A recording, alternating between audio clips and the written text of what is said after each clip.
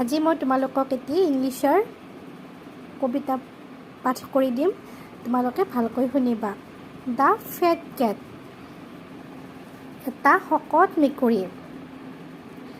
I had a cat who was so fat. মোৰ এটা মেকুৰী আছিলে আৰু সি কি আছিলে ইমানেই বৰ শকত আছিল। He could not even sit on his mat. সি ইমানেই শকত আছিলে যে মেটখনত সি বহিব নোৱাৰে।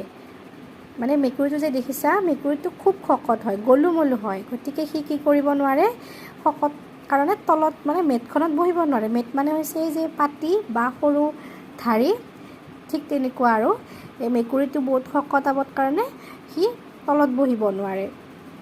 নেক্সট পেৰাগ্ৰাফটো চাবা। He had a head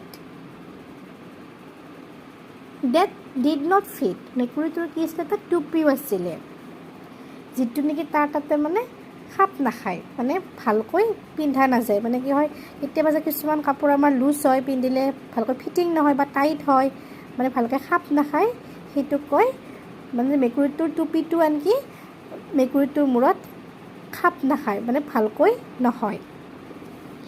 he put it on and then it slip. যেতিয়া টুপিটো পিন্ধিলে এইটো কি টুপিটো ফাটি গ'ল বা দুভাগ হৈ যোৱা, শ্লিপ দুভাগ হৈ গ'ল, কাৰণ মেকুৰীটো ইমানেই শকত আৱত আছিলে, গতিকে মেকুৰীটো টুপিটো মেকুৰীটোৰ মূৰত নোসোমায়, গতিকে মেকুৰীটো কি হ'ল, টুপিটো ফাটি গ'ল